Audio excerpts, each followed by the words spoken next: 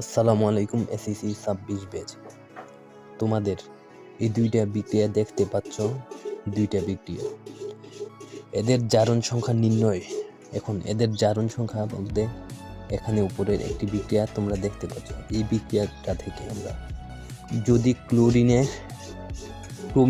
ক্রোমিয়ামের জারণ সংখ্যা বের করতে চাই, ক্রোমিয়ামের জারণ সংখ্যাটা লিখে নিব।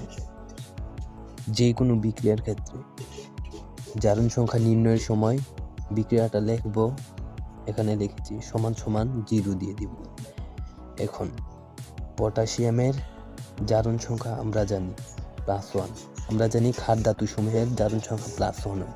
এখন পটাশিয়াম ক্ষার ধাতু, তাই আমরা পটাশিয়ামের জারণ সংখ্যা +1, এখানে 2 আছে, এই 2টা এখানে গুণ হিসেবে হবে। আমরা ক্রোমিয়ামের জারণ সংখ্যা নির্ণয় করব, তাই আমরা ক্রোমিয়াম যেভাবে আছে সেভাবে রেখে দিব। এটা প্লাস হবে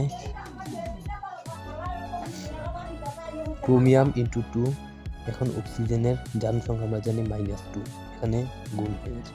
এখন 2 একে 2, 2 আর জারণ সংখ্যা নির্ণয়ের সময় যদি সামনে প্লাস হয় এটা প্লাস দেব, মাইনাস হলে মাইনাস।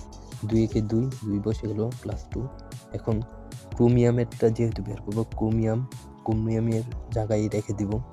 এখন প্লাসে মাইনাসে মাইনাস, 7 দুগুণে 14 = 0, 0, 0। এখন দেখো, আমরা যদি এখানে +2 আছে, এখানে -14, 14 থেকে আমরা 2 বিয়োগ করলে 12 থাকে। এখন ক্রোমিয়াম এখানে বসে গেল 0। ক্রোমিয়াম আমরা এই পাশে নিয়েছি, যেহেতু ক্রোমিয়ামটা বের করবো, ক্রোমিয়াম এই পাশে নিয়ে আসলাম। +2 -2 ওই পাশে গেলে +2 হবে। এখন ক্রোমিয়াম রেখে দিলাম 12, আর এখানে 2 নিচে চলে আসবে। এগুলোকে ভাগ করলে আমরা +6 পাবো। এটা হলো ক্রোমিয়ামের জারণ সংখ্যা। ক্রোমিয়ামের জারণ সংখ্যা +6 আসে। এখানে দেখতে পাচ্ছ আরেকটা বিক্রিয়া।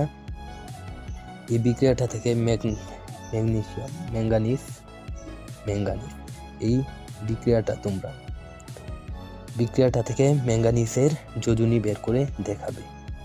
আসসালামু আলাইকুম, সবাই ভালো থেকো।